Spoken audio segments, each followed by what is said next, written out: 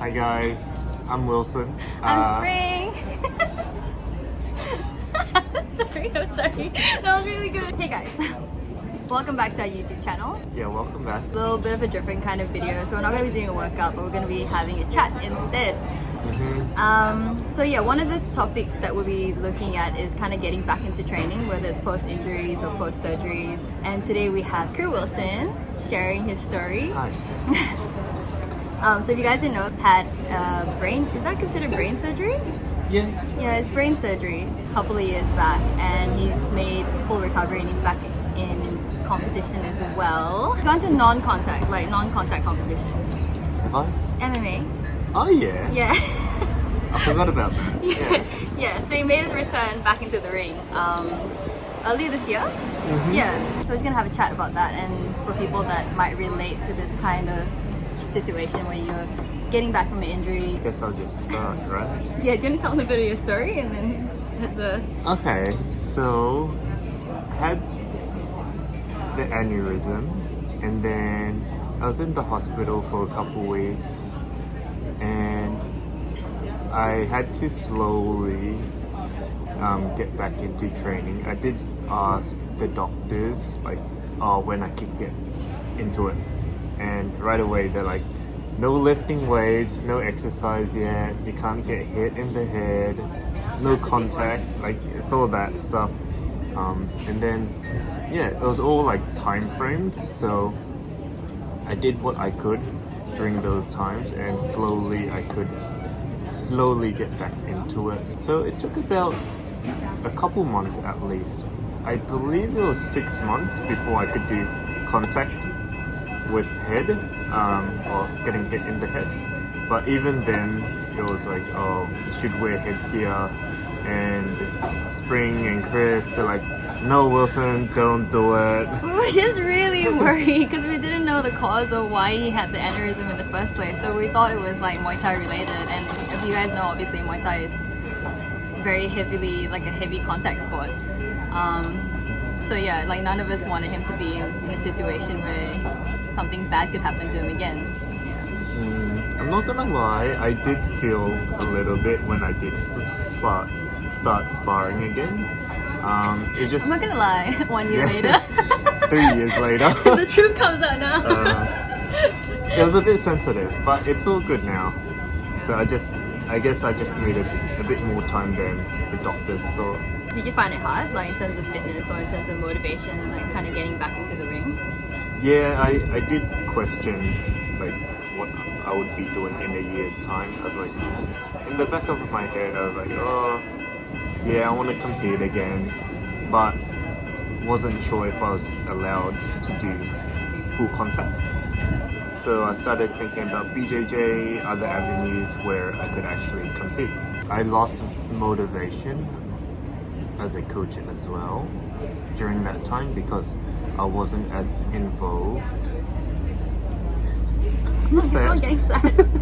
After some time, slowly picking up training, starting with a little bit of weights, a bit of running, getting the fitness back, and then being allowed to join in again, having partner work. That kind of, I don't know, gave me more motivation to just keep up with the fighters. So it wasn't more for me, it was just to help the others with the upcoming fights. And then I was oh, okay, I'm kind of at this fitness level, maybe I can do something now. And this was maybe 2 years after the surgery. I started BJJ, and then a competition came up and it said, oh, no head contact, you can't get hit in the head. It was an MMA fight. Kind of prepped for it. It was more for funsies, it wasn't a serious one, but I think it was two fights in the day, and I was really excited because I've always wanted to try MMA. I was 1 month into my BJJ training, oh, why not? What can I lose from competing? And it just turned out well. So that kind of lit or reignited the fire jumping in for fun. Yeah, I don't think I'd ever stop Muay Thai though, because that was, yeah, it's taken over my life. Can't really change that anymore.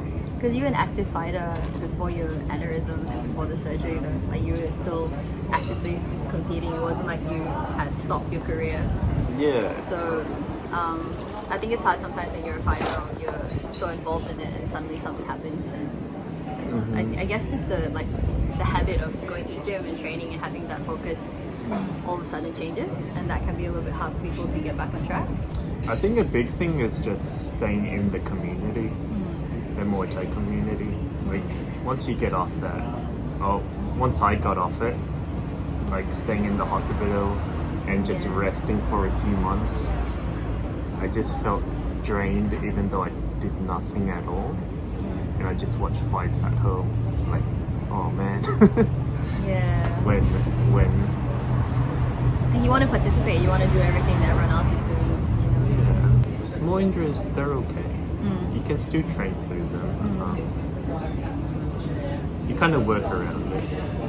But yeah, I don't think you should, just in my opinion, I don't think you should stop training just because of an injury.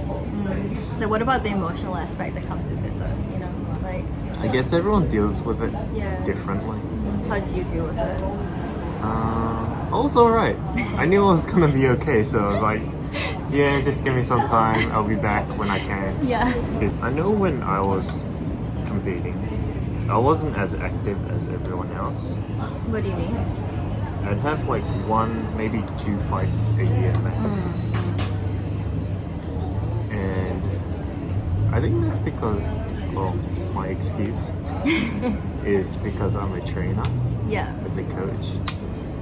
But that really does make a difference for me anyway. Oh, it makes a huge difference. It's been forever. How's being a coach change your training, or yeah, how's it change your training? I think it's hard to shift the focus sometimes. Like you spend like 3 hours coaching and then it's your turn to train. Like almost need that breather in between to like switch mentality to kind of go from like okay teaching Yeah, to I is get it? that. You know what I mean? Yeah. Yeah. Okay. Good. That's the word. It's hard to explain. Like you have to shift that mentality, otherwise it's not a productive class for you to learn. You just bring that. I don't know. It's just a different vibe. You teach someone, you're all playful, and then you want to train. You gonna say It something, doesn't. Quang? It doesn't translate. It's hard. I agree. Yeah. Yeah, can't train and teach at the same time, you know. Yeah. That's true. So for those people who are getting like Confused why there's a sound. not That's not in frame. not confused. Doing this. I didn't rehearse my lines. You I'd need say to. There is no rehearsal. There's no rehearsing. Just gotta find it in yourself, really. You need to find it in yourself. Yeah. You find How bad it? do you really want it? You ask yourself those questions, and if you really want it, then Oh, is it 8 o'clock? you'll do whatever it takes, you know. You gotta look into yourself, you know. See what you're made of. What are you finding? Not much. Unfortunately. Yeah. Hello? Anyone there? Okay, so summarizing, what do we say all the points were? Just staying inside the Community. Oh, that was a good one. Yeah.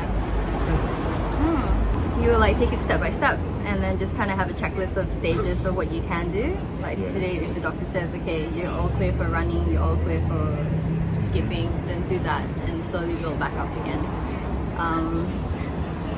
Journey of 1,000 steps to get to the one. You're gonna use that one. You should go to 1,000 steps.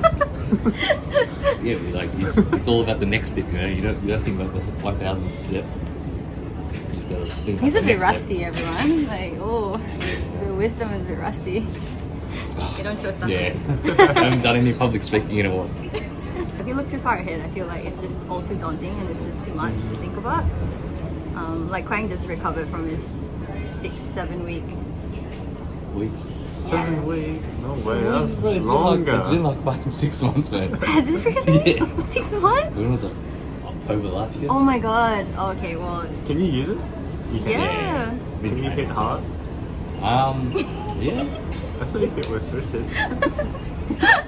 I mean, like that's just a general question, like Gotcha. injury or not, injury or not. You know, can you hit hard? Nah, it's pretty good. It's not like haymaker style yet, like that power. But Yeah. Oh, I can't even throw an overhand.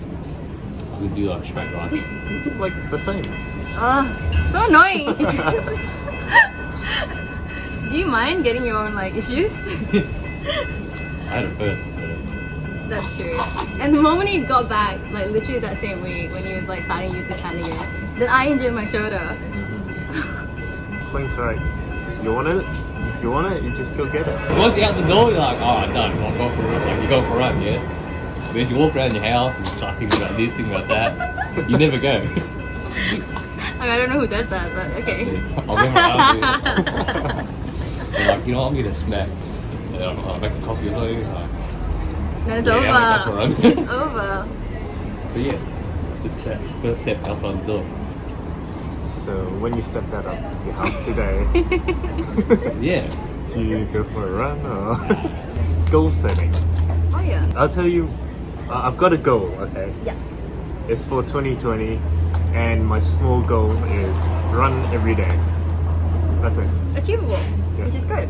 Yeah. You can't be like, oh, I'm gonna run a marathon, which you did, but you know, that's not for everyone else. Yeah. Small achievable goals. I think that's good. Alright, let's do an outro. Alright guys, that's the end of the video. Hope to see you on the next one. See you later.